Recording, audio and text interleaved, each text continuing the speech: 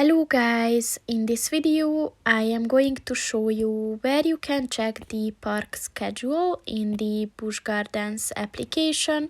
But first I just want to mention, don't forget to subscribe to my channel, because at 10,000 subscribers I am going to show you my whole YouTube revenue statistics and growth strategy, as well as how to make money online.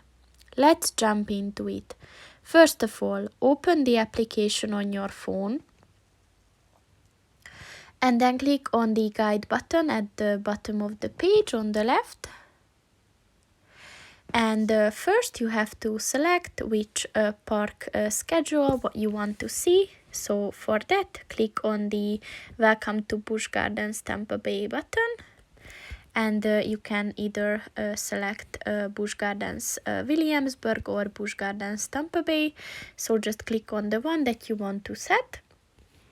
And then click on the View Park Schedule button under that. And as you can see, this schedule is for April the 12th on Wednesday. You can see the park hours and the day's schedule. But if you're just scrolling right under the schedule, you can click on any date that you want to check. So yeah, just click on the day that you're interested in, and then you will be able to see the schedule below.